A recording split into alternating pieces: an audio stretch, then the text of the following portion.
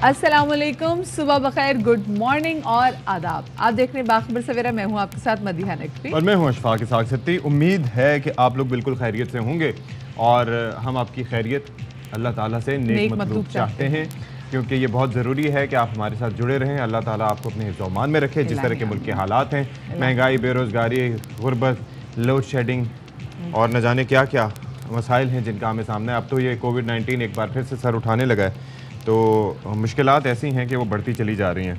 आप बताएं कैसी है मदीहा नकवी? मैं सर्वाइविंग, मतलब ये कहने का मेरा दिल कर रहा है कि मैं कहूँ कि मैं बहुत अच्छी, लेकिन ऐसा है नहीं। मैं बहुत अच्छा फील कर नहीं रही। So we are all are just surviving, जो भी इस वक्त मुल्क में सिस्टम चल रहा है। अच्छा, सिस्टम से याद आया, ज़रा हम अपनी तो परेशानियां छोड़ें, ज़रा मौसम के वाले से बात करें, क्योंकि बारिशों का सिस्टम आज से एंटर होने वाला है। और आपको पता है कि आगे बकरा ईद भी आने वाली है, तो मुझे लगता है, वैसे सत्ती पता नहीं क्यों, क्योंकि जितनी बारिशें होंगी तो व्यापारी जितने वहाँ पे मौजूद हैं वो शायद जानवरों की जो कीमतें वो कम कर दें। हाँ, मुमकिनात में से है, लेकिन उसकी हैंडलिंग में प्रॉब्लम्स होंगी। फिर वो कीचड़ वगैरह वहाँ पर मवेशी मंडियों में आपको पता है ना कि वो ज़मीन नरम हो जाती है जानवरों के टुरने फिरने से, तो उससे फिर ये होता है कि वहाँ पर कीचड़ की वजह से जो ग्राहक हैं उनको जाने में भी प्रॉब्लम होती है। हालांकि एंथुजियास्ट जो हैं वो जाते हैं, उनको शौक़ होता है जाके वहाँ पर प्रॉपरली ख़रीदारी करने का, देखने का।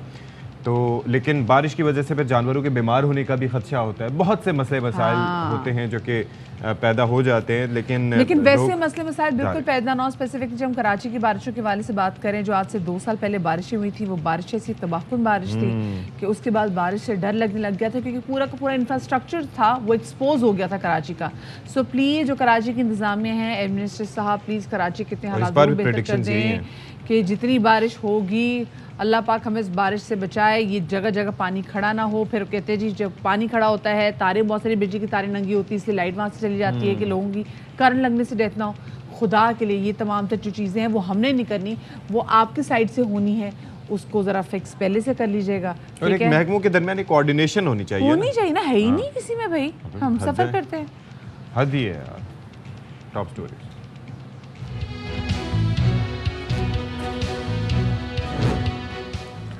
शदीद गर्मी और लोड शेडिंग के सताए शहरियों के लिए अच्छी खबर। मानसून सिस्टम आज से मुल्क में दाखिल हो जाएगा। कल से कराची समेत सिंध के मुख्तलिफ शहरों में तेज़ बारिश का इम्कान।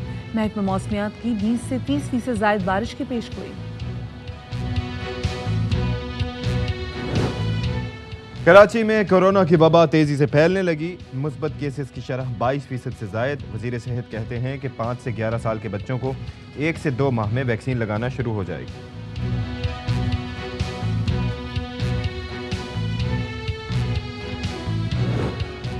बड़ी ईद पर कुर्बानी के जानवर की खरीदारी किसी इम्तिहान से कम नहीं। पंजाब में जानवरों की फार्मिंग के बाद वजन के हिसाब से फरोख्त करने का रुझान बढ़ने लगा। जलालपुर भटिया में शहरियों के लिए कुर्बानी का जानवर लेना आसान।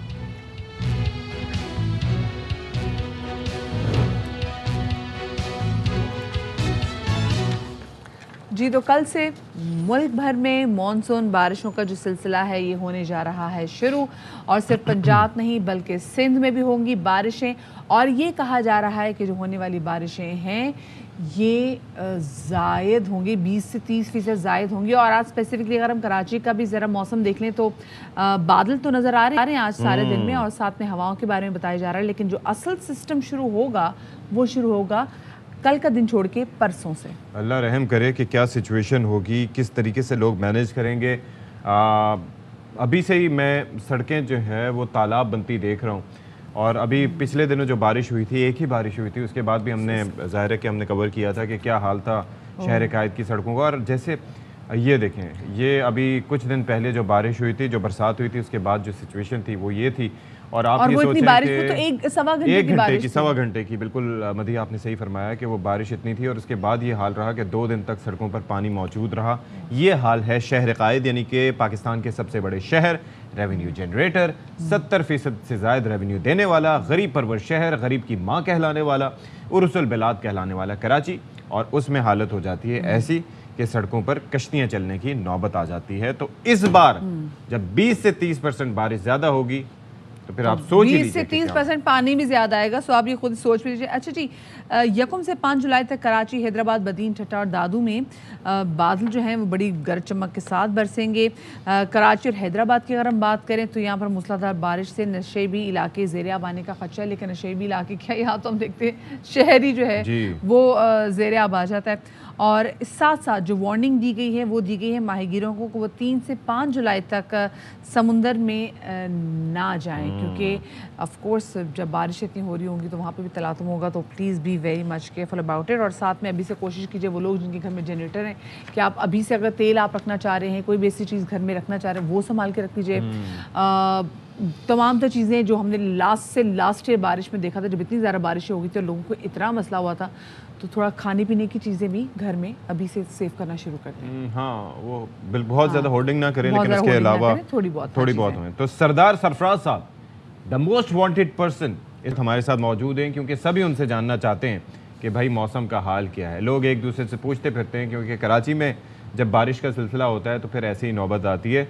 सरदार साहब, बहुत शुक्रिया, आपने हमारे लिए वक्त निकाला अल सुबह। तो ये भाई 20 से 30% जो है वो ज़्यादा बारिश की प्रिडिक्शन दे दी है आपके महकमे ने। क्या क्या सूरत हाल रहेगी किस किस इलाके में? जी बहुत शुक्रिया। देखिए, जो परसों तरसों एडवाइजरी हमने इशू की थी तो उसमें यही मेंशन किया गया था, ये स्पेल जो है कहीं पर 1 तारीख से, यानी ईस्टर्न सिंध के जो इलाका है, थल पार्क, मीरपुर खास और उमरकोट वगैरह, वहाँ पर हल्की सी हो सकती है, हल्की से दरमियानी पहली को, लेकिन फिर 2 जुलाई से ऑनवर्ड है 5 तक ये सिलसिला एटलीस्ट सिंध के तकरीबन तमाम ही अजला में अच्छी तेज़ बारिश होगी। और कराची में बिलखसूस 2 तारीख की आप कह लें दोपहर से या शाम से और 5 की सुबह तक ये स्पेल है और खासा हेवी स्पेल है। तो उसमें जैसे कि एक बात बता दीजिए, जो कराची के लोग जानना चाह रहे हैं वो ये कि आज से 2 साल पहले जो कराची में बहुत बुरी बारिशें हुई थी अगस्त के महीने में, क्या ये बारिशें उसी नौइयत की बारिशें होंगी? देखिए, इसमें इस दफ़ा भी मामूल से ज़्यादा बारिशें, लेकिन इस स्टेज पे कुछ वो तो आप ये स्पेल जब यानी 2 तारीख को बिल्कुल सर पे आएगा पहली को, तो फिर हम कुछ बता सकते हैं कि उतनी ये ज़्यादा होगी। लेकिन ओवरऑल यही है कि एक मामूल से ज़्यादा बारिशें हैं। 20 से 30% ज़्यादा है कराची में, और जो वेस्टर्न सिंध है पूरा, उसमें दादू जाम शोर ताड़का। Is it normal sir? मतलब ये एक नॉर्मल चीज़ है? क्योंकि अभी हम बहुत सी चीज़ें ऐसे देख रहे हैं जो कि नॉर्मल से हटके हैं। अब नॉर्मल तो उन्हें नहीं कहेंगे, क्योंकि बारिश जब हुई उसके बाद जो गर्मी की लहर इस वक्त चल रही है, मतलब आज से पहले तक तकरीबन 2-3 दिन पहले तक जो मुसलसल गर्मी रही है, वो भी एक नेक्स्ट लेवल गर्मी थी। वैसे हम नॉर्मली फेस नहीं करते। तो ये बारिशें भी अब कुछ ज़्यादा है, तो ये इज इट समथिंग डिफरेंट? कोई क्लाइमेट चेंज से तो इसका ताल्लुक नहीं है? देखिए, ओवरऑल तो मतलब किसी इंडिविजुअल इवेंट को ना फौरन क्लाइमेट चेंज से एट्रीब्यूट करना कोई ऐसी साइंटिफिक बात नहीं कहलाती है। अच्छा, ठीक है। लेकिन ये कि ओवरऑल क्लाइमेट चेंज का ये ज़रूर असरात हैं उसके कि आपके जो सेट वेदर पैटर्न होते हैं वो एक तरह से शेल्टर हो गए हैं। तो कोई भी चीज़ किसी वक्त भी एक्सपेक्ट की जा सकती है अब बदले हुए हालात में। तो ये जो गर्मी का आपने जिक्र किया, वो असल में समंदर में एक हल्का सा लो प्रेशर एरिया बना हुआ था गुजरात इंडियन गुजरात के करीब, तो उसकी वजह से सी ब्रीज कट ऑफ हुई थी। तो मामूल से ज्यादा ही टेम्परेचर थे। मामूल का टेम्परेचर तो जून का कराची का 35.6 होता है, तो ये तो ऑलमोस्ट 38 के आसपास चल रहा था 3-4 दिन। ह्यूमिडिटी ने तो फिर आग ना सोने पे सुहागा कर दिया कि फिर जो फील लाइक थी वो 45 तक भी चली गई थी। अच्छा सरदार साहब, ये बताइएगा कि हमने ज़रा सिंध के वाले से तो बात कर ली, पंजाब में, खैबर पख्तूनख्वा में, बलूचिस्तान में क्या सिचुएशन रहेगी? बलूचिस्तान में भी इसी तरह जी बहुत ज़्यादा तेज़ बारिशें हैं वहाँ। तो बिल्कुल ये एक तरह से बड़ा प्रोलॉन्ग स्पेल है, यानी आप कह लें कि 1 तारीख से लेके मेरे ख्याल में कोई 8-10 दिन को, ये बीच में 1 आध दिन का कोई वक्फा हो, उसमें भी हल्की हो सकती है। अदरवाइज वहाँ पर 8-10 दिन बहुत बारिशें हैं। और वहाँ पर पहले भी आपने देखा कि नदी नालों में बहुत पानी आ गया था, यानी आ गई थी, तो अब उससे ज़्यादा आने का खदशा है। अच्छा, वैसे कराची में सरदार साहब कोई कोऑर्डिनेशन आपकी होती है? क्योंकि आप ये बताते हैं कि पानी कितना आएगा, मतलब यही बताते हैं ना कि ज़्यादा बारिश होगी तो ज़्यादा पानी आएगा, तो ऐसे में महकमों के साथ कोई कोऑर्डिनेशन होती है, महकमा मौसमियात की, जिन्होंने सफाई सुथराई का निज़ाम देखना होता है? देखिए, उसमें तो सफाई सुथराई करने वालों की जिनकी जिम्मेदारी हो तो फिर आगे PDM ही करता है, लेकिन हमारी कोऑर्डिनेशन होती है सूबाई हुकूमत से, सिटी गवर्नमेंट से और PDM से खासकर। तो PDM एक का अलर्ट अगर आपकी नज़र से गुजरा हो तो वो एज इट इज़ अमूमन उसको दूसरी व्यक्ति फ़ौरन ही कर देते हैं, एक तरह से रिप्रोड्यूस कर देते हैं। तो उनसे तो है कोऑर्डिनेशन और उम्मीद है होपफुली कि तैयारियां अच्छी की होंगी। अल्लाह करे तैयारियां अच्छी की हों। अगर तैयारियां अच्छी ना की हो तो फिर आवाम बहुत सफ़र करेगी। जब आवाम सफ़र करेगी तो दिल से आह भी जो निकलेगी ना, फिर वो ज़रूर असर रखेगी। बहुत शुक्रिया जी। सरदार सरफराज साहब हमारे साथ मौजूद है और हम बात कर रहे थे मौसम के बारे से, क्योंकि कल से जो मानसून का सिस्टम है वो मुल्क में एंटर हो रहा है। सबसे ज़्यादा बलूचिस्तान में बारिशें होंगी, जिसमें जिस बारिशों का स्पेल होगा वो रहेगा 8 to 9 डेज़ के लिए। कराची वाले भी बारिश देखेंगे ठीक ठाक। पंजाब में खैबर पख्तूनख्वा में तो बारिशें होती रहती हैं, लेकिन जो तबाहकुन बारिश है वो ज़्यादा बलूचिस्तान में। और अच्छा, वैसे आप ये देखें कि अलमिया है कि हमारा साहिली शहर है। नॉर्मली ये होता है कि साहिली शहरों में बारिशें ज़्यादा होती हैं, बारिश ज़्यादा होती है, वहाँ पर अरेंजमेंट्स इस तरह के किए जाते हैं जो कि निमट सके। वी आर वेरी अनफॉर्चुनेट कि यहाँ पर इक्का दुक्का बारिशें होती हैं और हम यहाँ पर टीवी चैनल्स पर बैठ कर हॉल हमारे उठ रहे होते हैं, हम डर रहे होते हैं कि जी बारिश हो जाएगी तो ये हो जाएगी। वजह सिर्फ इतनी है कि किसी ने इस शहर के बारे में सोचा तक नहीं। तमाम जमातें जो हैं फ्रॉम ए टू ज़ी, किसी ने मसला ये था ना कि इसका ठेका आपको मिला हुआ है, उस चीज़ का ठेका मुझे मिला हुआ है। जब एक तो फिर कैसे होगा जी? फिर आपस में टसलबाजियों की वजह से फिर कहते हैं हमारे पास इख्तियार है लेकिन इख्तियार नहीं। हाँ, मतलब इख्तियारात की बात है जी। एट दैट कहते हमारे पास इख्तियारात नहीं तो क्या करें। अच्छा खैर, एक चीज़ जिस पे आप तमाम तो लोगों का इख्तियार है वो ये कि आप लोग अपना ख्याल रखें और दोबारा से मास्क पहनना शुरू करें और ज़रा समाजी फासला, नॉट समाजी बट फिजिकल डिस्टेंस जो है वो दोबारा से इख्तियार करना शुरू कर दें। वो इस वजह से क्योंकि जून से अगर हम देखें, जब से जून का महीना शुरू हुआ है, बल्कि उससे पहले, तो तब से लेकर हम देख रहे हैं कि थोड़ा करके कोविड के में कहीं ना कहीं केसेस आ रहे थे। और अब तक तकरीबन इस शहर कायद में जहाँ पे हम बैठे हुए हैं, जहाँ पे हमारा स्टूडियो है, यहाँ पर जो पॉजिटिविटी की शरह है वो 22% तक पहुँच गई। और कल अगर पूरे पाकिस्तान में देखा जाए तो इतने केसेस रिपोर्ट हुए हैं, 2 लोग भी मर रहे हैं। अब तो सती देयर वाज अ टाइम जब जो भी कोविड से जो डेथ थी वो रुक गई थी ना, डेथ रुक गई थी। अब उसके बाद हम 3-4 दिनों से देख रहे हैं कि फिर हम देख रहे हैं कि जी आज इतने लोगों की डेथ हो गई। अल्लाह करे डिजिट से कम चला जाए, लेकिन ना ही हो। जब आपके इल्म में होगा, हम लोग बेसिकली भूलते चले जाते हैं जैसे ही कोई वबा ख़त्म होती है। हम आपको इल्म होगा कि जब हम बात कर रहे थे तो उस वक्त शुरू में हमने क्या तज़किरा किया था कि म्यूटेशंस होंगी, इसकी 39,000 म्यूटेशंस कर सकता है। अच्छा, तो फिर उसके बाद अब तरह तरह के वेरिएंट्स आ रहे हैं ना। अब एक चीज़ ये भी अलार्मिंग है कि जिन लोगों ने बूस्टर की दोनों डोज लगवाई हुई थी वो भी उनके ऊपर भी इसका इफेक्ट हो रहा है, वो भी इन्फेक्टेड हो रहे हैं। तो प्रिसाइसली ये होगा ना चक्कर। लेकिन वो कितना आपको सिविल इफेक्ट करेगा वो डिपेंड करेगा। वो तो भी देखेंगे ना। हाँ, ये जो भी नया जैसे वेरिएंट आया, क्योंकि देखिए पहले भी जैसे अगर हमने वैक्सीनेशन 2 बार मैंने भी खुद को वैक्सीनेट करवाया था और उसके बाद जब मुझे कोविड हुआ था, सो मैं अपने आप को और जो मैं बाकी उन लोगों को जिनको कोविड की पहली लहर में हुआ था, बहुत फ़र्क था। मैं जब उनसे बात करती थी और वो मुझे बताते थे, खुद मेरे हस्बैंड को भी जब पहले हुआ था और उसके बाद में उन्होंने खुद कहा था कि भाई बहुत फ़र्क है, क्योंकि आपने इम्यूनिटी एक तरीके से हासिल कर ली खुद को वैक्सीनेट करके। So please get yourself vaccinated, boosters भी लगवाइए, ये बहुत ज़्यादा इम्पॉर्टेंट है ताकि खुदा न खासा आप किसी, अल्लाह रहम करे भाई, बहुत से मसाइल हो सकते हैं। तो इस पे जनाब सिलसिला ये है कि अब ज़रा हम बात कर लेते हैं। वफाकी वज़ीर सेहत अब्दुल कादिर पटेल साहब ने कहा है कि हुकूमत 5 से 11 साल तक के बच्चों में कोरोना वायरस से बचाव की वैक्सीन 1 या 2 माह में लगाएगी। ये हैं कादिर पटेल साहब जो कि वफाकी वज़ीर सेहत है। उन्होंने मज़ीद कहा कि NCOC के मुताबिक 5 से 11 साल की उम्र के लिए सिर्फ फाइज़र की वैक्सीन दस्तयाब है। ये नहीं भूलना चाहिए कि उसकी कोरोना की शिद्दत में कमी ज़रूर हुई है, लेकिन कोरोना मौजूद है और जब तक ये है हमें इसके एहतियाती तदाबीर अपनानी होंगी और अपनाते रहना चाहिए। और आने वाले दिनों में हमारे मजहबी इज्तिमात के दिन करीब आ रहे हैं, जिसमें ईद उल अज़हा भी है, फिर मुहर्रम भी है।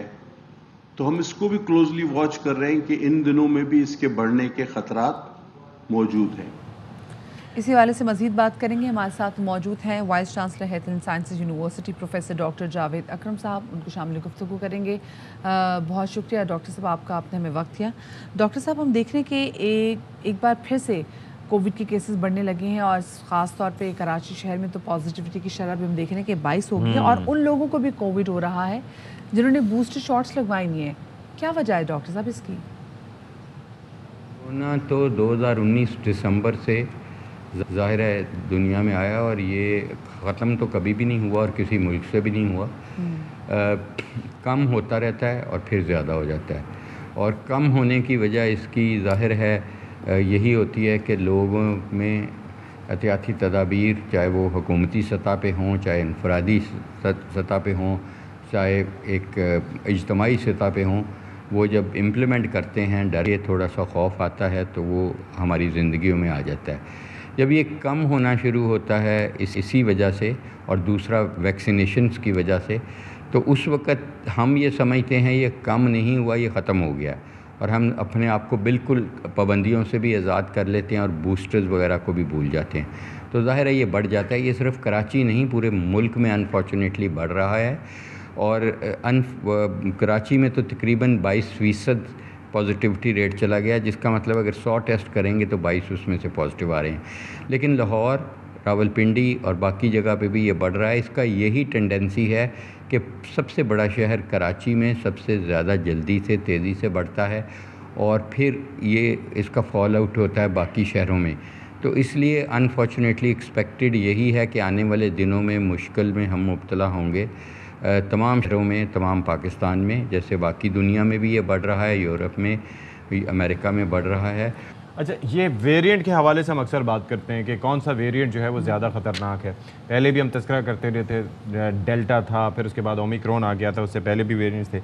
ये वेरिएंट आपकी नज़र में इन्फेक्शस ज़्यादा है या फिर लीथल ज़्यादा है? वेरिएंट्स जो आए हैं B4, B5 या ओमिक्रॉन या पहले डेल्टा, ये जितने भी वेरिएंट्स अब आ रहे हैं, इससे ये कोई अभी तक हमारे पास ऐसा एविडेंस नहीं है, कोई ऐसी हमारे पास कहीं से भी कोई स्टडी नहीं है कि ये ज़्यादा ख़तरनाक है। फॉर्चुनेटली वायरस की जो विरुलेंस है या वायरस की शरह मौत करने की जो उसकी प्रॉपर्टी है या फेफड़े को डैमेज करने की प्रॉपर्टी है, उसमें वायरस अल्हम्दुलिल्लाह किसी हद तक कमज़ोर हुआ है। बहुत ज़्यादा कमज़ोर नहीं हुआ, लेकिन कमज़ोरी है। लेकिन ख़तरनाक इस लिहाज से वो ज़्यादा है कि वो उसका लगाव एक इंसान से दूसरे को बड़ा है।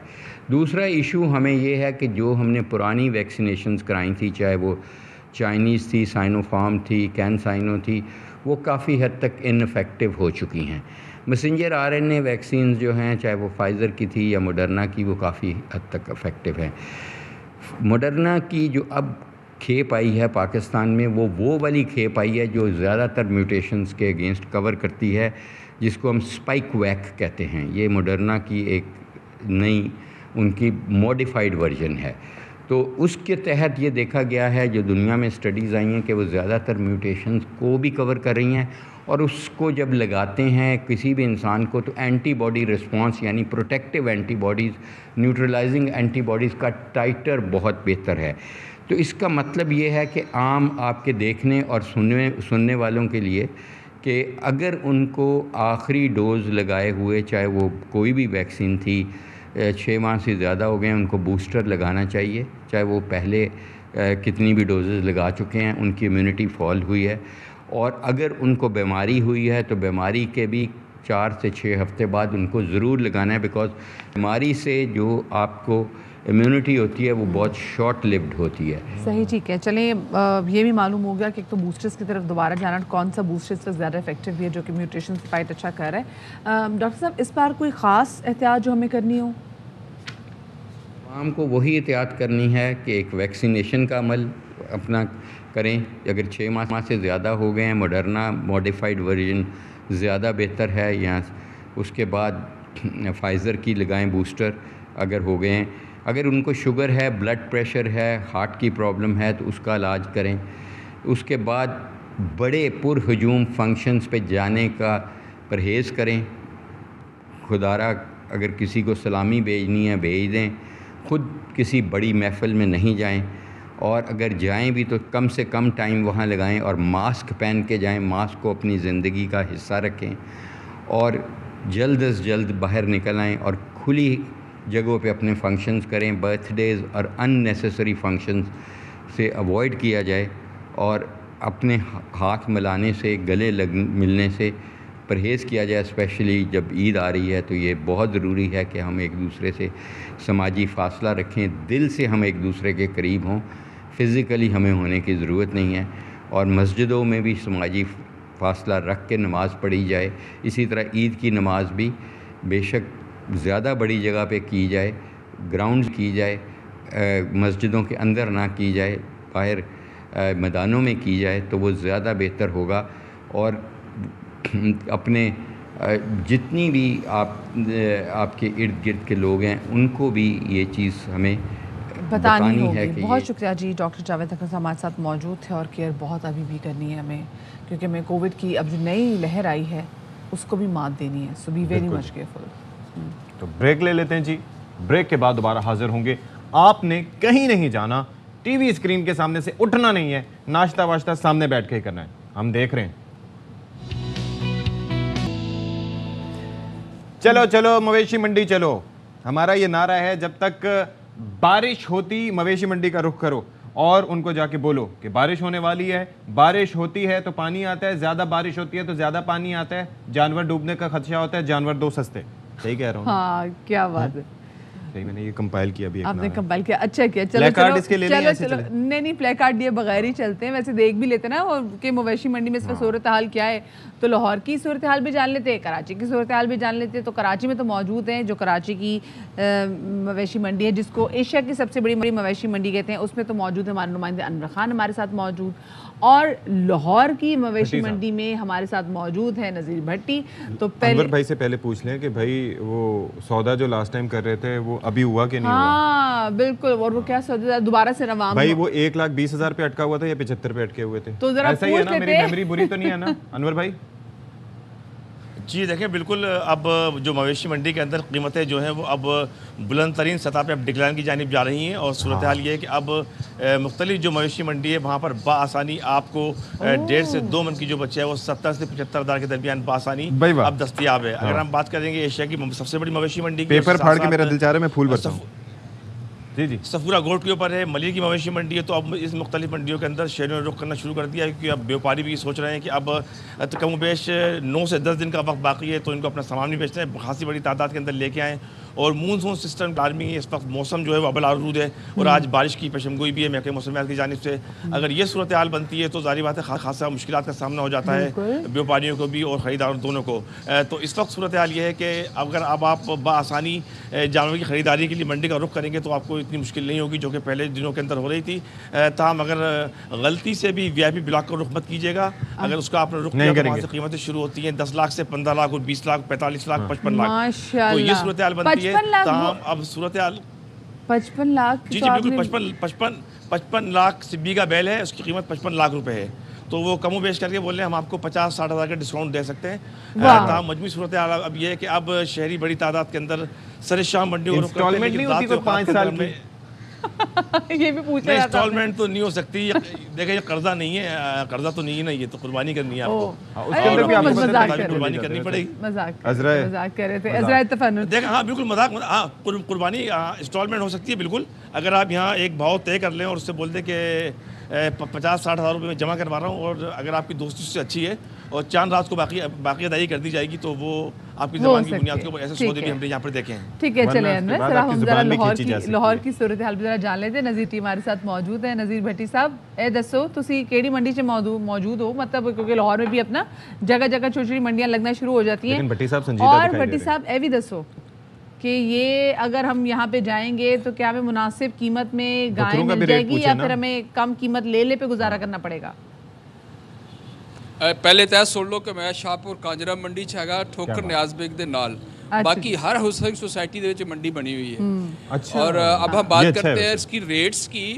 तो रेट्स जो है वो खासे ज़्यादा है, हर साल ही होता है ये शिकवा। तो व्यापारी जब वो लड़ता है कि जी गाहक मुझे जो है वो अच्छी कीमत जो नहीं दे रहा। मैंने 2 साल 3 साल मैंने इस जानवर को जो है वो पाला, मैंने इसे घी खिलाया, देसी खिलाया, बादाम और दूध जो है मैंने इसे पिलाया और इस तरह की चीज़ें। हाँ तो वो ये जो जिंदगी में मैंने कभी नहीं खाया था मैंने उसको वो भी खिलाया।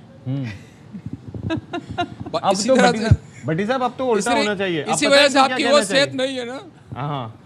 खैर इस पे हम बाद में बात इसी करेंगे। वजह से इनकी वो सेहत नहीं है ना। लेकिन भट्टी साहब मेरी बात सुने, आप पता है क्या कहना चाहिए कि ये जो बकरा है ना, इसको मैंने पूरा आधा लीटर पेट्रोल पिलाया है और रोज पिलाता हूँ, उस पे लोग कहेंगे वाह जी वाह, मुंह से आग भी निकाल के दिखाता है। ओए नहीं, उसकी तो मजीद कीमत बढ़ जानी है कि पेट्रोल पिलाया आपने इसको, बिल्कुल इतना मिल गया अच्छा आपको। बात सुनिए, भट्टी साहब ये बताएं कि जैसे भी अनवर खान साहब बता रहे थे क्योंकि आगे तो आने वाली बारिशें, व्यापारियों ने थोड़ा रेट कम किया है बकरों का, बड़े जानवरों का वैसे?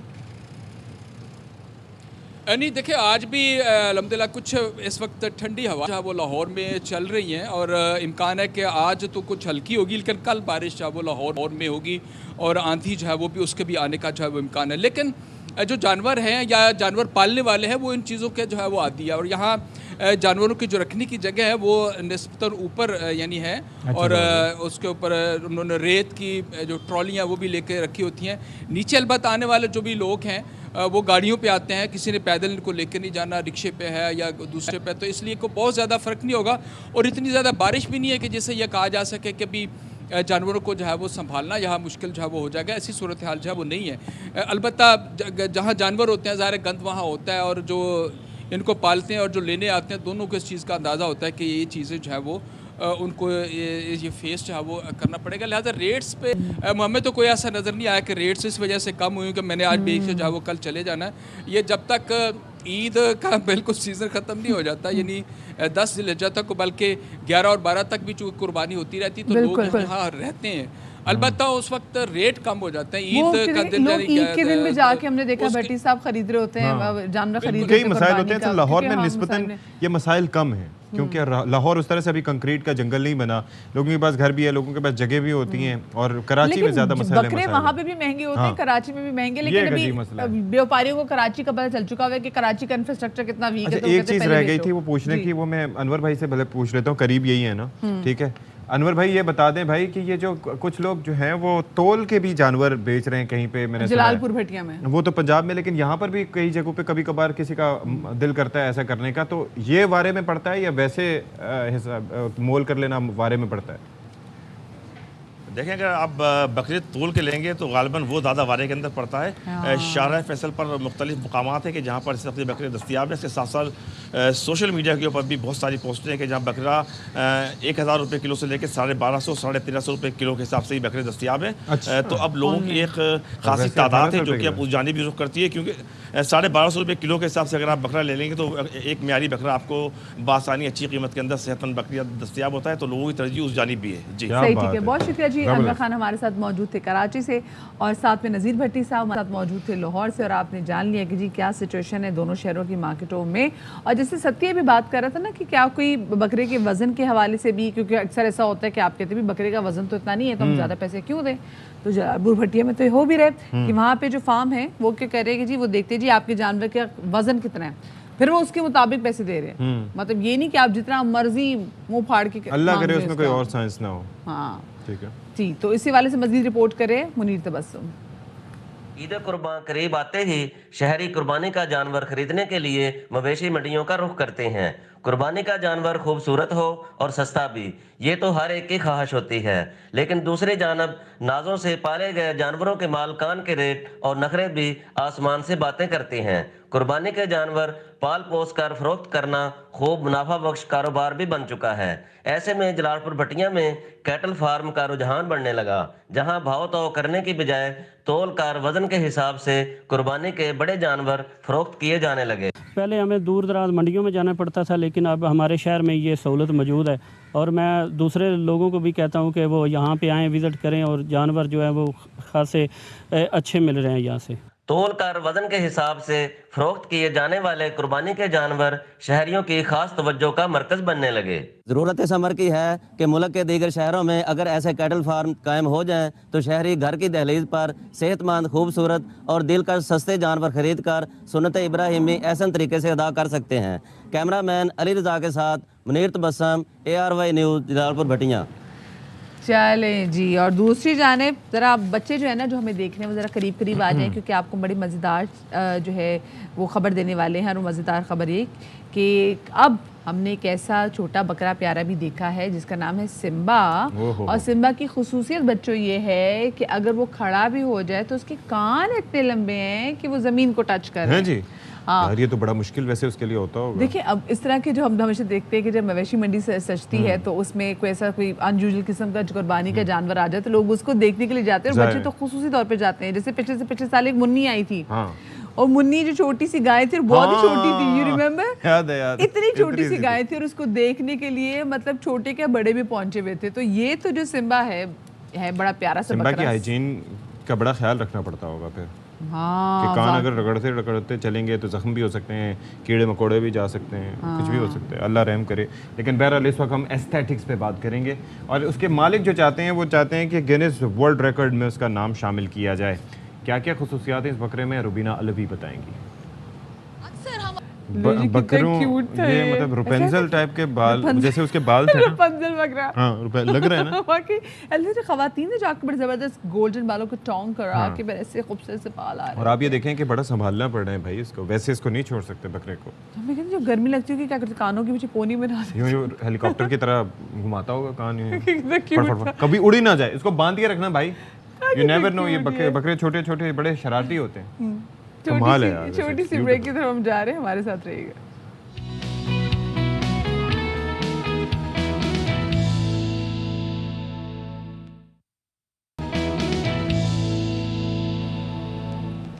Welcome back after the break. Sindh में पहली बार ऐसा हुआ है कि जहाँ पर थाने हैं वहाँ पर ख़वातीन हेड मुहर्रर जो हैं वो तकर्रर की गई हैं, जिसका एक फ़ायदा ये तो है कि हमने देखा है कि हमारे यहाँ ख़वातीन बहुत ज़्यादा कतराती हैं कि अगर उनके साथ कोई मसला हो, जिनके घर में कोई मर्द ना हो, तो वो ऐसे तमाम तरह इशू से कतराती हैं कि जिस पर उनको पुलिस और या पुलिस स्टेशन जाना पड़े।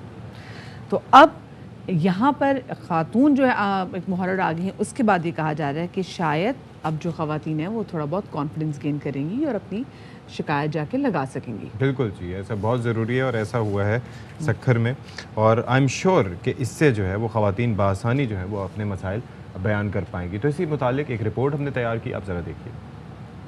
एसएसपी साहब के इस इक़दाम से हम लेडीज़ को भी आगे बढ़ने का मौका मिला है। जो पढ़ी लिखी लेडीज़ हैं, हमारे आने से तो उनको भी मौका मिलेगा कि वो भी ऑफिस वर्क में अपना एक मकाम पैदा करें। जिम्मेदारी हम बखूबी निभा रहे हैं, ऑफिसरों ने स्पेशल मेहरबानी की है। बहुत अच्छा लग रहा है हमें जो ये पोस्ट मिली है, और हमें बहुत खुशी हुई है हमारे एसएसपी साहब ने लेडीज़ को ये मौका दिया है। हमने सक्खर पुलिस में भी जो है वो ख़वातीन पुलिस ऑफिसर्स को थाना जात में एज हेड मुहर्रर और दूसरी खेप में इंशाल्लाह ताला हम इनको एज SHO भी लगाएंगे। ये बहुत अच्छा है, ख़वातीन आती हैं, अक्सर देखते हैं थानों पे कोई ख़वातीन नहीं होती जो उनसे बयान वगैरह ले। अभी ख़वातीन आने से ख़वातीन के मसले भी हल होंगे। ख़वातीन हेड मुहर्रर खुद एतमादी और ज़िम्मेदारी का एक नमूना है। कैमरामैन रियाज सुमरो के साथ Ali Mohammad Shar, ARY news, Sukkur. Thank you Ali Mohammad Shar, आपने ये रिपोर्ट बनाई और लोगों को पता भी चला कि क्या कुछ छोटी छोटी जो है वो डेवलपमेंट्स हम देख रहे हैं, ये पूरी पाकिस्तान में होनी चाहिए। खैर सिंध में क्योंकि हमने इसका रुझान थोड़ा बहुत कम देखा है, लेकिन अच्छा है कि कोई भी बारिश का पहला खतरा बने। देखें, कोई भी एक चीज़ होती है ना तो उसके बाद मिसालें बनना शुरू होती हैं, एक मुकाबले की मुसाबकत की फ़ज़ा भी आती है कि मिसाल के तौर पर खैबर पख्तूनख्वा में अगर एम्पावर किया जा रहा है, इस्लामाबाद में एम्पावर किया जा रहा है, तो दूसरे सूबे भी सोचते हैं कि हमें भी एक मिसाल कायम करनी चाहिए, विच इज़ वेरी गुड। और इसमें ख़वातीन लेजिस्लेटर्स को अपना किरदार अदा करना चाहिए लाजमी तौर पर। यस एग्जैक्टली, बिल्कुल सही बात की। एक छोटी सी ब्रेक हम ले रहे हैं, ब्रेक के बाद मिलते हैं।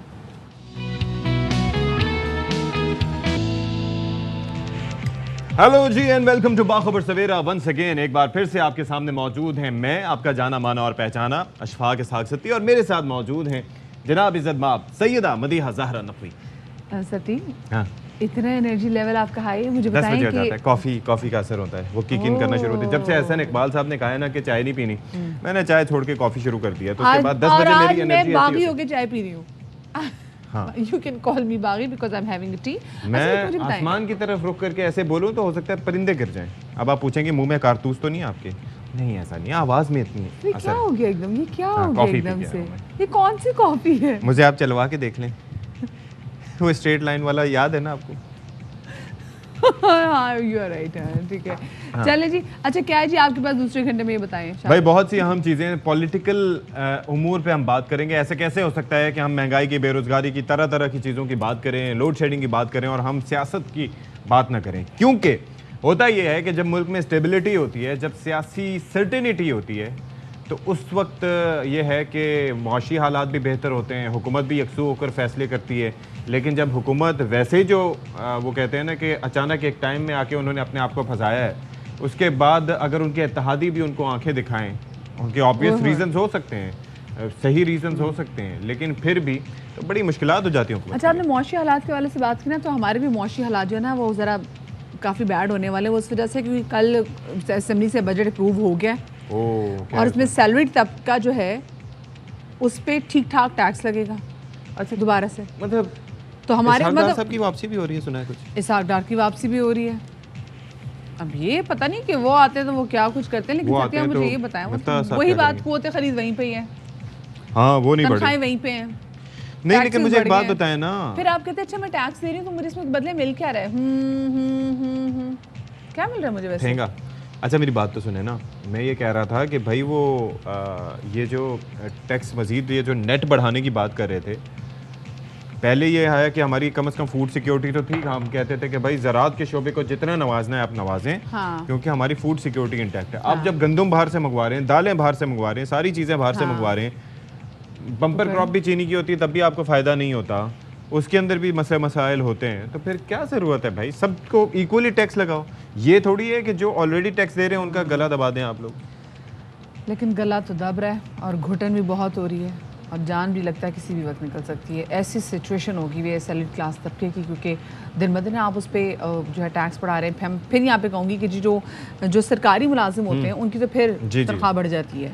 प्राइवेट वाले बहुत सफर करते हैं। प्राइवेट सेक्टर वालों का कोई पुरसाने हाल नहीं है। ज़ाहिर सर आप एहतजाज भी करेंगे तो क्या होगा जी, चलो जी नौकरी से भी फारिग हो जाए, तो लोग चुप करके बैठे रहते हैं, बोलते कुछ नहीं है। खैर, इस हवाले से बात करेंगे, लेकिन पहले टॉप स्टोरीज।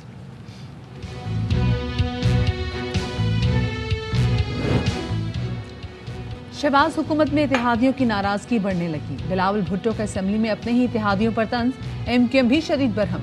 रुकन असेंबली शेख सलाउद्दीन का कहना है कि ना ये असेंबली और ना ही ये हुकूमत चलेगी।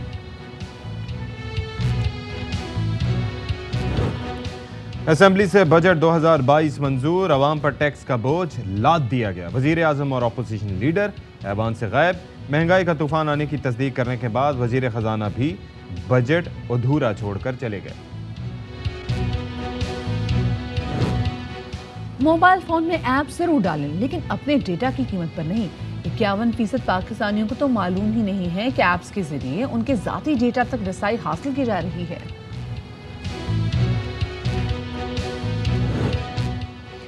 और कराची के शहरियों के लिए तफरीह का एक बड़ा मौका। जिला बस्ती में समर सर्कस फैमिली फेस्टिवल सज गया। मौत को कुआं और भूत बंगला देखकर शहरियों पर खौफ। बच्चों के लिए जोकर के करतब, झूले और मजे मजे के खाने।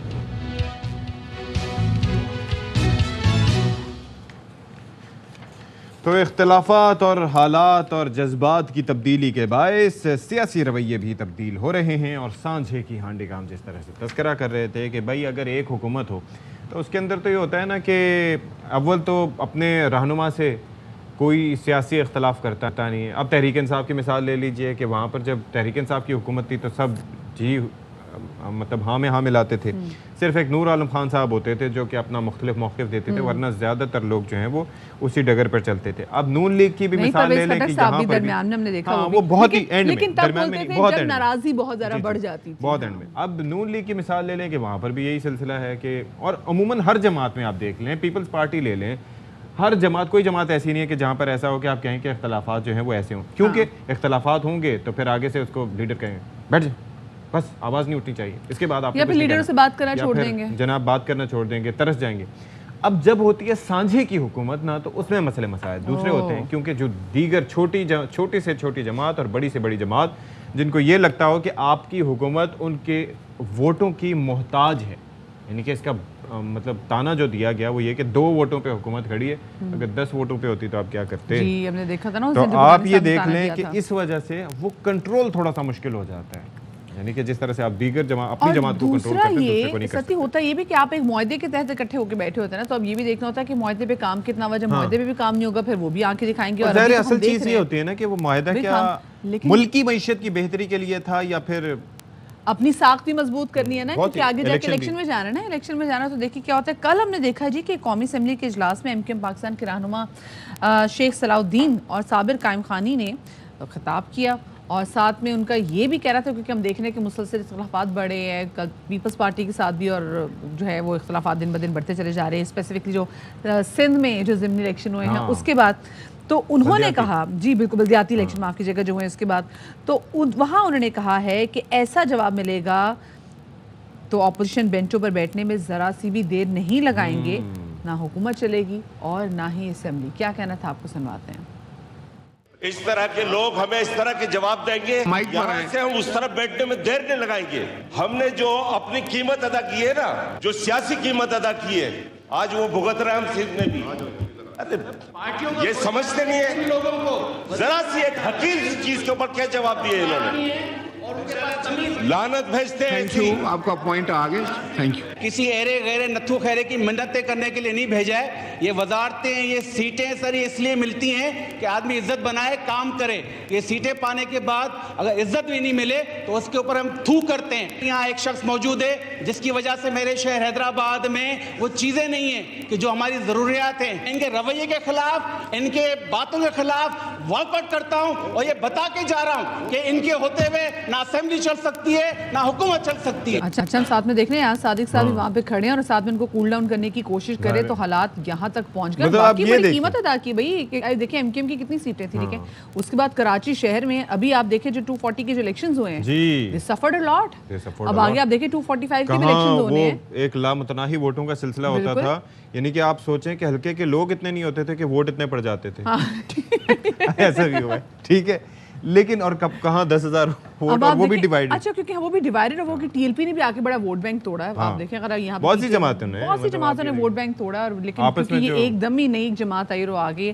खैर जी, फिर हमने देखा कि वज़ीर ख़ारजा बिलावल भुट्टो ने भी कौमी असम्बली में खिताब किया, कुछ जवाब दिया। उन्होंने क्या कहा वो आपको वो भी सुनवाते हैं। जैसे खान साहब का शिकायत है ना, हमारे इदारे न्यूट्रल नहीं होने चाहिए, इसलिए कि इदारे न्यूट्रल रहेंगे तो गैर जमहूरी जमातें, जैसे खान साहब का जमात है, वो तो जीत नहीं सकते हैं, उनको ये पता है। सिंध में भी कुछ ऐसे जमातें हैं, कुछ ऐसे सियासतदान हैं, कुछ ऐसे कठपुतलियां हैं, जब भी आमिराना दौर आता है तो उनको खड़ा किया जाता है। उनको पता है इदारे गैर मुतनाज़ा रहेंगे, न्यूट्रल रहेंगे तो उनका जमानत जब्त हो जाएगा। और वो ही हुआ। इलेक्शन का एक दिन पहले सारे सिंध हाई कोर्ट में जमा हुए थे जो भागने की कोशिश कर रहे थे। जनाब स्पीकर, क्या आप समझते हैं कि सिंध के अवाम उनको वोट देंगे? को मजीद रोना धोना है। फेज 2 1 महीने के बाद होने वाला। लारकाना से इलेक्शन जीतते हैं तो हम पे धांधली के इल्जामात लगता है। किस किस्म का ड्रामा बाजी है ना, बंदा धांधली में इन्वॉल्व है, मैं खुद उसको पकड़ूंगा। चले जी, इत्तेहादी जमातें तो आपस में लड़ी। दूसरी जानिब हम देख रहे हैं कि साबिक वज़ीर आज़म इमरान खान साहब जो हैं वो कह रहे हैं कि जी देखिए मुल्क में महंगाई कितनी बढ़ गई, और साथ में उन्होंने कहा है कि 2 जुलाई को इस्लामाबाद की तारीख का बड़ा जलसा करने जा रहे हैं। ताकतों से हमला कराने की जरूरत है। चोर और डाकुओं को मसलत करे, मुल्क अंदर से तबाह हो जाए। अमेरिका ने हमारे भले के लिए नहीं लेके आए इन लोगों को, गुलामी करवाने के लिए इन चोरों को लेके आए। सारे अपने करप्शन के केसेस खत्म किए, वो महंगाई उन्होंने की, उन्होंने वो बोझ डाला आम आदमी के ऊपर। पेट्रोल, डीजल, बिजली, गैस सब महंगी। एक तरफ कीमतें आसमानों पे और माइशत जमीन पे। इससे अभी और महंगाई आनी है, बिजली और महंगी होगी, गैस और महंगी होगी। क्या वजह थी इस हुकूमत को गिरा के इन चोरों को बैठाया जो सारा कुछ आज नीचे। लोग कह रहे हैं कि पाकिस्तान अपने अब कर्जों की किस्तें वापस नहीं कर सके, डिफॉल्ट कर जाए। आज IMF के पैर पकड़े हुए हैं कि जी खुदा के वास्ते हमें पैसे दे दो, हम जितनी महंगाई आप चाहें कर। हमारे साथ भी 2.5 साल IMF था, हमने तो महंगाई रोक के रखी हुई थी। अब लोगों को पता चला महंगाई क्या है। 2 तारीख को आपने घर घर जाना है, ख्वातीन आपने जाना है, दरवाजे खड़खड़ाने हैं, लोगों को कहना है, हमारे लिए नहीं, आपने अपने लिए, अपने मुस्तकबिल के लिए निकलना है। इस्लामाबाद में परेड ग्राउंड के अंदर साबित करेंगे कि पाकिस्तान एक जिंदा कौम है। सबको खुशखबरी सुना देनी है कि इंशाल्लाह कल से बारिशें शुरू है और मौसम भी अल्लाह ने अच्छा कर देना है। चलें जी, तो ये थे इमरान खान साहब और तमाम दर सियासी सूरत हाल पर तज्जिए के लिए हमारे साथ मौजूद हैं सीनियर तज्जियाकार मज़हर अब्बास साहब। बहुत शुक्रिया मज़हर अब्बास साहब and very good morning sir. भाई एक चीज़ मुझे ये बताएं कि एक सीधा सा सवाल है कि जब असम्बली में MQM पाकिस्तान पे इशारों किनायों में ही सही या इस तरीके से सामने ही बिलावल भुट्टो जरदारी जो है वो तनकीद कर रहे थे और मुबैना तौर पर कठपुतलियाँ उनको भी और दीगर जमातों को करार दे रहे थे, तो उस मौके पर ज़्यादा दिल किसका दहल रहा होगा, MQM पाकिस्तान का या शहबाज शरीफ साहब का? शुक्रिया और आप दोनों को सुबह बखैर। पहले तो इमरान खान से दरख्वास्त है कि बारिश की जो दुआ है वो सारे इलाकों के लिए करें मां सिवाय कराची के। ना छेड़ो हमें, हम सताए हुए हैं। इसलिए कि आपको पता है कि कराची में अगर बारिश तेज हो जाए तो क्या होता है। जी जी जी, ज्यादा पानी आता है सर। बाकी रह गई कल जो तकारीर थी, कल या परसों जो तकारीर थी, तो भाई इस तरह तो होता है इस तरह के कामों में। अब आज आप ये कहें कि जी हमें सियासी कीमत अदा करनी पड़ रही है, तो आपसे किसने कहा था ये कीमत अदा करने के लिए?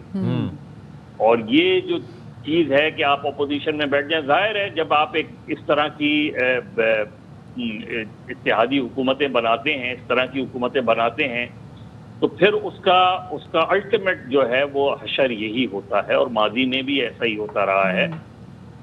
ये मजीद साहब खुद बनाते हैं, ये पॉलिटिकल पार्टीज अपनी मंशा से सब चीजें करती हैं। अब वो आप एक ऐसी बहस में चले गए हैं कि ये एक लंबी बहस है।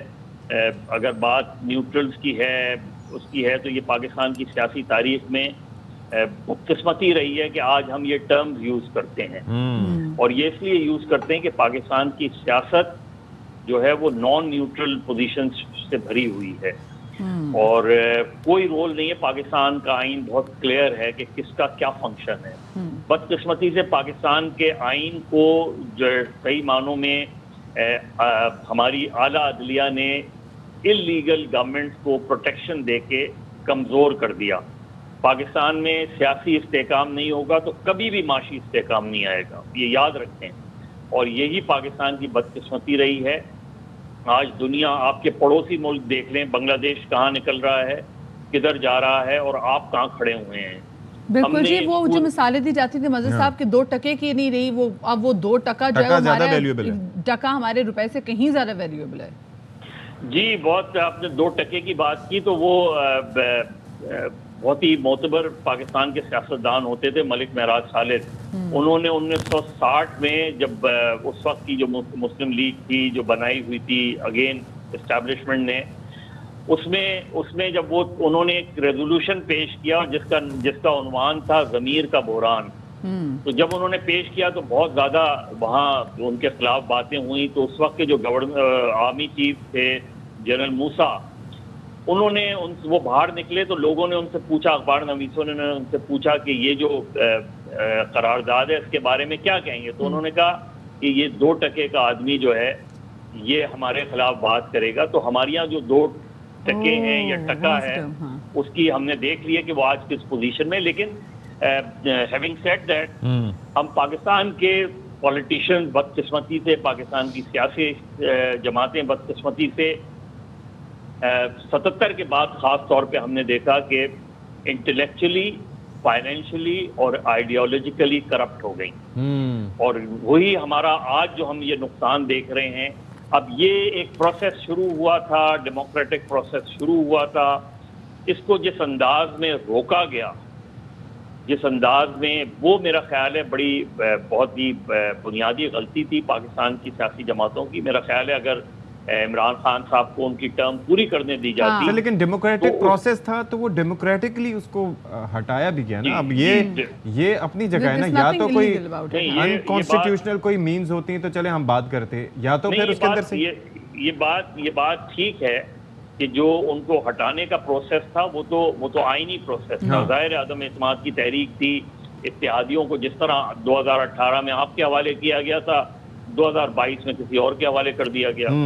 तो ये जो हवालाजात हैं हमारे यहाँ, कि कभी किसी को किसी के हवाले कर दिया सर, जाता है। बल्कि एक चीज़ ये है कि सजेशन ये है कि इनको करना ये चाहिए कि जिस तरीके से काफ़ी बात हो रही होती है कि जनाब इस तरीके से मैंडेट को छेड़ा गया, एक तो ये है कि कानून साजी और आइन साजी इनके इख्तियार में है, हमारे पॉलिटिशियंस के इख्तियार में है। तो एक दफ़ा ही कानून साजी और आइन साजी इस हवाले से आइन में तरमीम कर लें कि भाई वैसे ही हमने हाथ पांव काटे होते हैं अपने मेंबर्स के, उनको बोलने नहीं देते, कुछ करने नहीं देते, तो ये आदम एतमाद वाला चक्कर निकाल ही दें। यानी कि एक दफ़ा कोई वज़ीर आज़म बन जाए तो उसकी अपनी पार्टी के वोटों के लिए वो वोट देने का रास्ता ख़त्म हो जाए।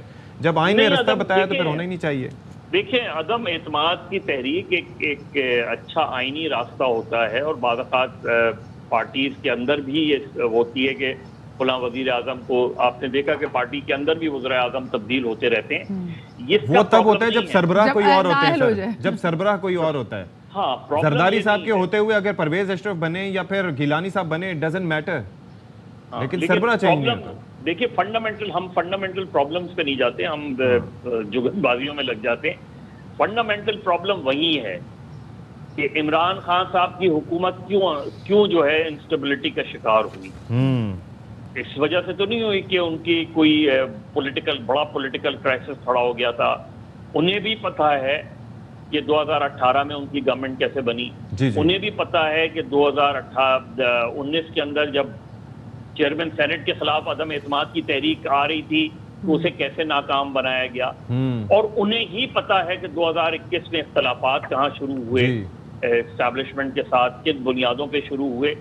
तो जो शिफ्ट होता है हमारे यहाँ, इसलिए ये सबसे फंडामेंटल डिबेट है कि पाकिस्तान में ये डिटरमिन्ड होना बहुत ज़रूरी है कि जिनको हम न्यूट्रल्स कहते हैं उनका आइन में बहुत वाज़े रोल डिफाइन है।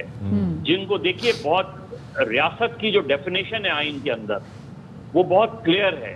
रियासत के माने फेडरल गवर्नमेंट होती है, प्रोविंशियल गवर्नमेंट होती है, नेशनल असेंबलीज होती हैं, प्रोविंशियल असेंबलीज होती हैं। बाकी तमाम इदारे उसके अंदर आते हैं। अब अगर बदकिस्मती से हमारी यहाँ असेंबलियाँ खराब रहें, हमारी यहाँ गवर्नमेंट्स अच्छी ना आए, तो ये बहसियत कौम हमारी जिम्मेदारी है कि उसके अंदर तब्दीली लेकर आए।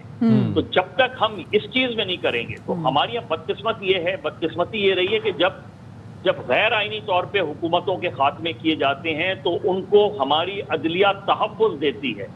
जब आप एक गैर आइनी हुकूमतों को आइनी तहफ़्फ़ुज़ देंगे तो जाहिर है फिर सिस्टम जो है कभी भी स्ट्रॉन्ग नहीं होगा। सर, असल में हमारी मसला ये है कि एक और मसला ये है कि हमारी जो बयानबाजी बाज़-औक़ात होती है या किसी भी इदारे का एहतराम उस वक्त तक होता है जब तक वहाँ से फैसले आपकी मर्जी के आ रहे हैं, कोई भी जमात हो, यू नेम देम, जब तक आपके हक में आ रही है। ठीक है, उसके बाद जब फैसला हक में ना आए तो फिर मिठाइयाँ खिलाने वाले फिर बयानात अपने चेंज कर लेते हैं, फिर उसके बाद इल्ज़ामात लगाए जाते हैं। तो ये भी तो अलमिया है ना सर। जी बिल्कुल यही है, वो शेर है ना कि हक अच्छा पर इसके लिए कोई और मरे तो और अच्छा। तुम भी कोई मंसूर हो सूली पे चढ़ो, खामोश रहो।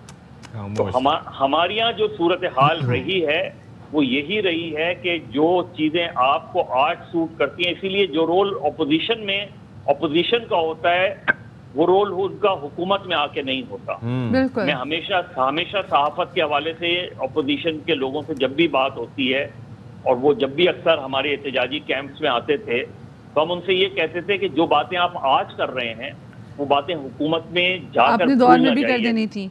और ये देखेंगे भी वो हुकूमत में जाके भूल ना जाइएगा। और यही है, देखिए अब जो सूरत हाल हो रही है, चाहे पंजाब में आप देख लें, मरकज में देख लें, बल्दियाती इलेक्शन में देख लें, तो हम दरअसल अपना एक मजबूत पॉलिटिकल सिस्टम बना ही नहीं पाए। हमारे अक्सर मसला ये कि हमारी अपनी भी परसेप्शन वाले जो तमाम तर चीज़ें हैं और जो हमारे अपने नैरेटिव्स हैं वो भी हम वक्त के साथ साथ तब्दील हो जाते हैं। जब हुकूमत में होते हैं तो कुछ और होता है, जब हुकूमत में नहीं होते तो कुछ और। देखिए हमारे जो पड़ोसी मुल्क है, जब पाकिस्तान बना तो उन्होंने अपने मुल्क से जागीरदाराना निज़ाम खत्म कर दिया। हमने नहीं किया, हमने प्रोटेक्ट किया उसको, उस सिस्टम को। यानी जो सिस्टम बुनियाद बना आपकी खराबियों की, उसको हमने प्रोटेक्ट किया। हमने पाकिस्तान में 56 का आइन ले लें आप, उसको सिर्फ इस वजह से, छोटी सी बात, उन्होंने हर इदारे को अपनी उसमें लिमिट में रखा कि आपने इससे तजावुज होकर काम नहीं करना। और यही हुआ कि जब आपके यहाँ पहला मार्शल लॉ लगा, और उस वक्त मुझे याद है मैंने बहुत सालों पहले मरूम जो साबिक ISI के चीफ थे जनरल हमीद गुल, उनसे एक इंटरव्यू किया था। उस वक्त मैं ARY में ही होता था। अच्छा। उस वक्त उन्होंने एक बुनियादी बात की थी कि पाकिस्तान में जो फंडामेंटल मिस्टेक हुई थी वो ये हुई थी कि एक सिटिंग आर्मी चीफ को आपने वजीर दिफा बना दिया था, और जब वो बनाया तो उसके बाद अयूब खान ने मुल्क में मार्शल लॉ लगाया जिसका कोई जवाब नहीं था। जब मुल्क में मार्शल लॉ लगा तो उससे जो आपकी मेजॉरिटी थी बंगाली, उनके अंदर सेंस ऑफ इनसिक्योरिटी डेवलप हुई। उससे पहले मार्शल लॉ से पहले 1 यूनिट के आने से सूरत हाल खराब हुई, और उसके बाद आपने देखा कि उसके बाद अंपायर जो है वो खिलाड़ी बन गए। अच्छा सर, एक चीज और कभी अंपायर खेलता नहीं है, खिलाता है। जब अंपायर खेलना शुरू कर दें तो फिर जाहिर है मैच के नताइज जो है। अच्छा सर, एक चीज जरा समझाइएगा, ये जो अभी MQM और पीपल्स पार्टी में बिलखुसूस हम चपकलिश देख रहे हैं जिसका असर विफाक पे पड़ रहा है, अब ये जो बल्दियाती इलेक्शंस का सिलसिला होगा, इंटीरियर में तहफ़्फ़ुज़ात अपनी जगह थे, कराची में हम सिचुएशन देख रहे हैं, दूसरा मरहला सर पर होगा बड़े शहरों में ख़ासतौर पर कराची और हैदराबाद जहाँ पर MQM अपनी मेजॉरिटी क्लेम करती है, उनका बड़ा स्टेक है, वहाँ पर ये सिचुएशन रहती है जैसे कि वज़ीर ख़ारजा साहब की बयानबाजी से लगता है कि ऐसा होगा। क्या आगे सूरत हाल बनती दिखाई दे रहे हैं आप, बनती दे रही है, देख रहे हैं आप? देखिए बदकिस्मती से अब तो नजरियात की लड़ाई तो रही नहीं, अब मफादात की लड़ाई है। आपके मफादात पूरे होते हैं, आप जो है वो हुकूमत का साथ देना शुरू कर देते हैं, कोई भी हुकूमत हो, आपके मफादात हर्ट करते हैं, आप जो है फौरन एक अपनी आस्तीन चढ़ा लेते हैं।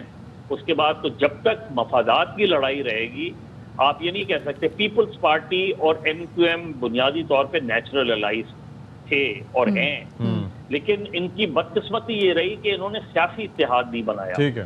हुकूमती सतह पर बात की, हुकूमती सतह पे इत्तेफाक हुआ, हुकूमती सतह पे इख्तिलाफ हुआ, आपका गवर्नर आज तक नहीं बन सका। तो ये जो चीजें ये बस कुछ चीजें ऐसे, कुछ अवामिल ऐसे हैं जिनकी वजह से चीजें कभी लोगों के हक में बेहतर नहीं हो सकी। बहुत शुक्रिया जी, मजहर अब्बास हमारे साथ मौजूद हैं। छोटी सी ब्रेक की तरफ जा रहे, ब्रेक के बाद मिलते हैं।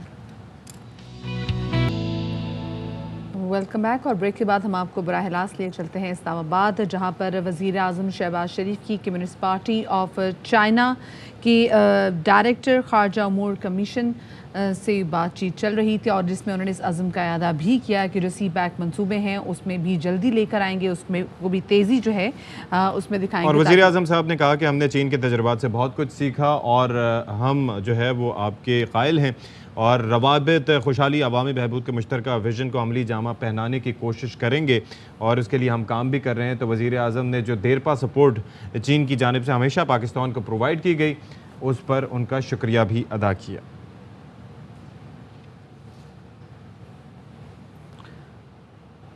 अच्छा जी, कल हुआ ये कि कल कौमी असम्बली से हो गया बजट मंजूर, और जब कल बजट मंजूर हुआ तो हमने देखा कि उसमें ना तो वज़ीर आज़म साहब थे, ना उसमें अपोजिशन लीडर थे, और हाँ, और ये सीरियसनेस है, आप अंदाजा करें। ये और जो मिफ्ता इस्माइल साहब थे उन्होंने भी ऐसा लग रहा था कि काफ़ी भुजे हुए दिल के साथ जो है ना ये बजट जो है वहाँ पे पेश भी किया, और उसके बाद वो भी वहाँ से चले गए। ना वज़ीर आज़म थे ना अपोजिशन लीडर। वैसे तो अपोजिशन लीडर वैसे भी सेरेमोनियल ही हैं कि जाहिर है कि वो एक तो वज़ीर आज़म की बात पे ताली बजा रहे होते हैं। हाँ। तो उसके अंदर अब ये है चक्कर कि अब बजट ऐसा पहली बार हुआ है तारीख में, मतलब देखें हिस्ट्रीज बन रही हैं कि जनाब कायदे ऐवान और कायदे हिज़्ब इख्तिलाफ के बगैर बजट मंजूर किया गया। अच्छा जी, आवाम के ऊपर तूफ़ान महंगाई एक लाद दिया गया है। आप ये देखिए कि 50 रुपये फ़ी लीटर लेवी आयद करने की तरमीम मंजूर की गई है पेट्रोलियम मसनूआत पर।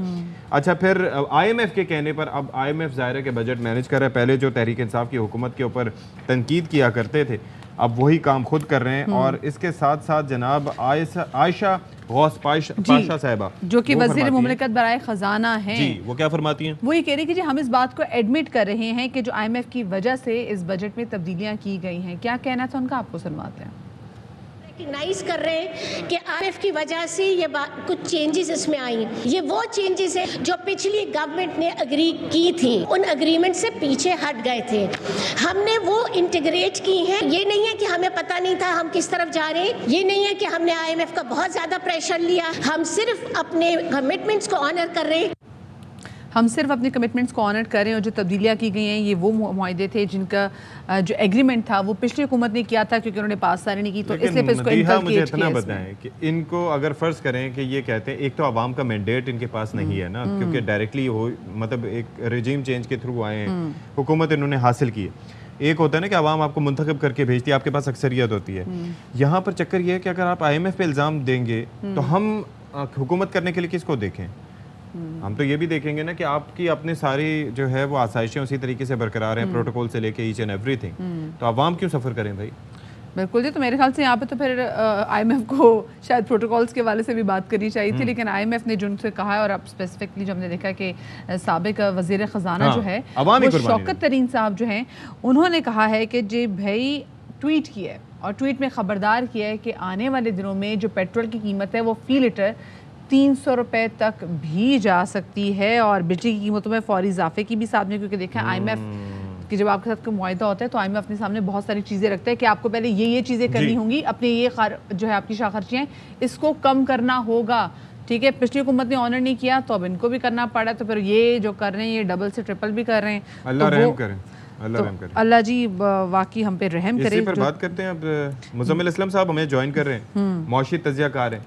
मुज़म्मिल साहब, वैसे तो ये कहा रहा है कि हम जो कुछ कर रहे हैं वो IMF के कहने पे कर रहे हैं, तो ये IMF वैसे ये नहीं देखता कि भाई ये जो 6,000 सीसी की गाड़ियाँ, मुझे तो उनके सीसीज भी नहीं पता कि कितने होते हैं, 6,000 सीसी, 5,000 सीसी, 3,000 सीसी, ठीक है।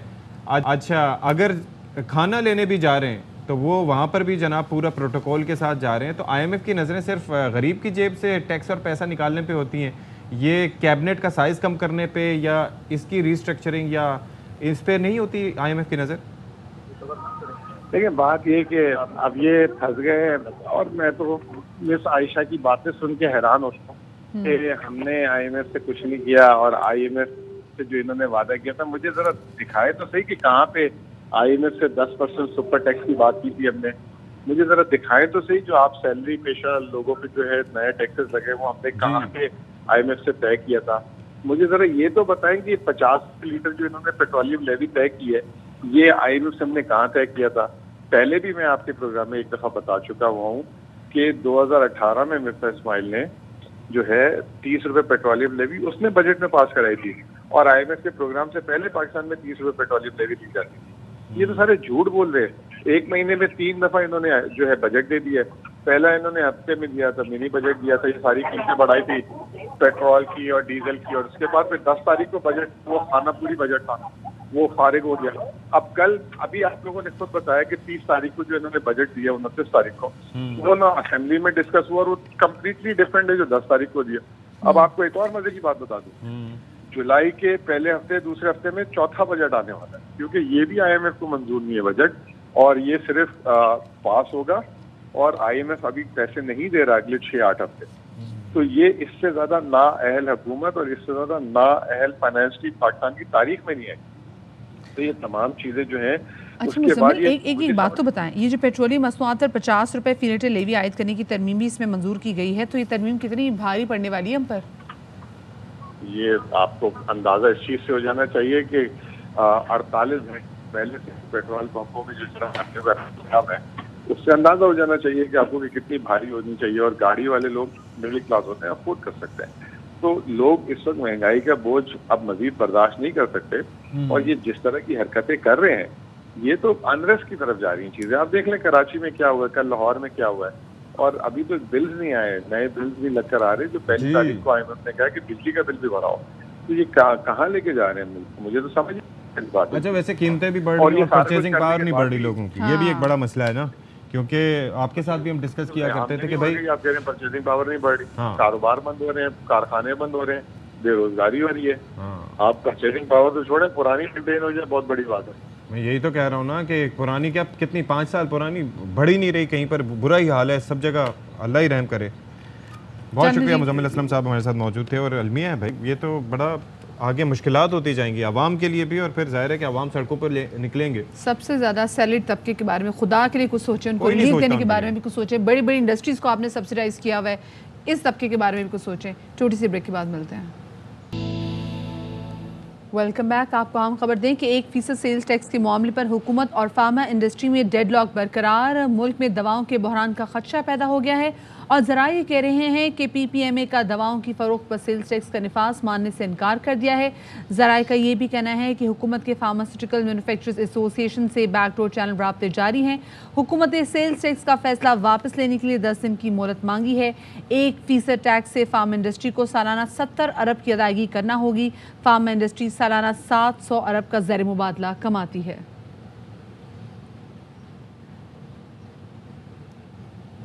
चलिए जी, अब हम ज़रा तज़किरा कर लेते हैं कि जनाब जैसे आपका है मोबाइल फ़ोन में क्या होता है कि आप अपने फ़ोन को रन करने के लिए या तो बेसिक ये है कि आप उसके अंदर से फ़ोन कॉल मिलाने से ही पर इक्तफ़ा करें कि भाई मैंने फ़ोन मिलाना है, या फिर उसके अंदर जो ऑलरेडी मैसेजिंग सर्विस है जिसे SMS कहते हैं वो आप उस पर फ़ोन भी आप दूसरा छोटा सा ले लें जिसमें भले यही ले लेना या छोटा ले लें, तो फिर तो आप हर तरह की चीज़ों से बचे रहेंगे। आपका डेटा का इस्तेमाल भी नहीं होगा, यानी कि मोबाइल डेटा का जिसके लिए आप पैकेजेस ख़रीदते हैं।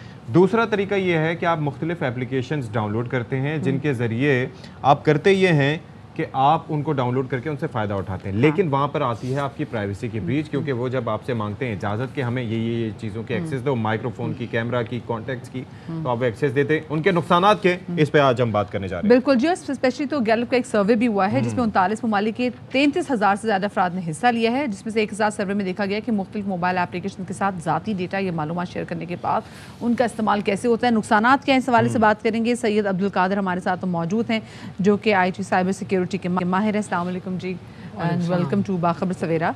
ये कैसे हो जाता है कि हमें पता भी नहीं चलता कि हम बहुत सारी ऐप्स डाउनलोड कर लेते हैं और उसके बाद ये ऐप्स हमें मुसलसल एग्जैक्टली हम पढ़े बगैर जेस भी करते रहते हैं और ये ऐप्स में मुसलसल पढ़ रही होती है, रीड कर रही होती हैं और जो हम सोचते हैं वो हमारे सामने आ जाता है। आर्टिफिशियल इंटेलिजेंस का ये हाल है। Thank you very much मदिया and Ashfaq. Question बहुत पर्टिनेंट है और ये इस वक्त कॉमन पर्सन के लिए मसला है। ग्लोबल प्राइवेसी इन्फोर्समेंट नेटवर्क ने एक सर्वे किया था जिसके मुताबिक 3 बड़े मैटर्स हैं जो किसी भी पर्सन की प्राइवेसी पे इम्पैक्ट करते हैं। Number 1 is functionality. फंक्शनैलिटी का मतलब कि जैसे गूगल मैप है वो आपकी लोकेशन को शेयर कर लेगा, फेसबुक है वो आपके कॉन्टैक्ट्स को शेयर कर लेगा। इस तरह नंबर 2 है सिक्योरिटी। सिक्योरिटी इतना क्रिटिकल मैटर है कि जिसमें आपका पर्सनल आइडेंटिफाइबल इंफॉर्मेशन को वो हैक करते हैं एंड देन उसके ज़रिए आपका बैंक अकाउंट टेक ओवर कर सकते हैं, आपका हेल्थ इंफॉर्मेशन ले सकते हैं, आपकी फैमिली इंफॉर्मेशन ले सकते हैं और इवन आपकी पूरी मतलब लाइफ को डिस्टर्ब कर सकते हैं। And number 3 is the most dangerous, जो आपने AI और मशीन लर्निंग की बात की, वो है प्रोडक्ट ऑप्टिमाइजेशन के लिए या मार्केटिंग एंड एडवर्टाइजमेंट के लिए यूज़ करेंगे। But it can be used for anything. It can be used. मसला ये है कि इसके अंदर जल्दी हम बात करेंगे कि होता ये है कि कई ऐप्स पे मैंने ऐसा किया कि मैंने माइक्रोफोन की एक्सेस नहीं दी। भाई अगर एक एप्लीकेशन है सपोज के कोई कार राइड के लिए है तो उसको मेरे माइक्रोफोन की एक्सेस लेने की क्या ज़रूरत है? वो तो मैं फ़ोन करूंगा तो ऑलरेडी हो जाएगा, लेकिन जब नहीं किया तो उसके बाद वो एप्लीकेशन नहीं चली। इसी चीज़ के लिए तो RY ने ये प्रोग्राम किया है कि अवेयरनेस होनी चाहिए। ये तमाम नाजरीन के लिए बहुत बड़ी अवेयरनेस है कि जब आप एप्लीकेशन को इंस्टॉल करें तो ऑथेंटिक जगह से इंस्टॉल करें, कोशिश करें कि एप्लीकेशन स्टोर से करें एंड देन उसकी फंक्शनैलिटी को देखें कि आपको किस चीज़ की ज़रूरत है। प्ले स्टोर होगा या ऐप स्टोर होगा, इन 2 चीज़ों से मदिया if I am not wrong यहीं से करते हैं। ठीक है, एप्लीकेशन भी बड़ी अच्छी है, ठीक है, उसके ऊपर रिव्यूज़ भी 4.8 से ज़्यादा ही 5 तक के होते हैं ना। अब उसके अंदर वो एप्लीकेशन कह रही है कि भाई अगर आपने माइक्रोफोन पे नो किया तो नहीं चलेगी एप्लीकेशन, इट वोंट वर्क। फिर अवेयरनेस से क्या होगा जब ऐप नहीं चलेगी? तो देखिए जितना इस तरह फेसबुक के ऊपर भी केस हो चुका है, गूगल मैप्स पे भी केस हो चुका है, मल्टीपल एप्लीकेशन है जिनको आप जितना लिमिट कर सकते हैं लिमिट कर लें, वरना सबसे इंपॉर्टेंट इन्फॉर्मेशन है। फॉर एग्जांपल आप फेसबुक यूज़ कर रहे हैं तो देखें फेसबुक अगर आपको 5 चीज़ों की इन्फॉर्मेशन आपसे मांग रहा है तो अब आपको क्या सिक्योरिटी रखनी है कि उसमें डेट ऑफ बर्थ को ना डालें आप। हम क्या करते हैं बर्थ डेट्स डाल देते हैं, फैमिली में मदर को टैग कर देते हैं। बैंक अकाउंट क्या मांगता है? Mother maiden, date of birth, आपका फर्स्ट नेम, आपका लास्ट नेम, जैसे ये 5 चीज़ है ये रिकवर हो जाता है। वो फेसबुक कहीं आपको नहीं कह रहा कि ये 6 चीज़ों को आप इनेबल करें, वो कह रहा है कि आप इन्फोर्स है कि लोकेशन को इनेबल करें। चलें। बहुत शुक्रिया सैयद अब्दुल कादिर साहब। इस पर हम मज़ीद भी किसी दिन सेगमेंट करके बात करेंगे। फिल वक्त आपको बहुत शुक्रिया। शाद रही, आबाद रही, अल्लाह हाफ़िज़।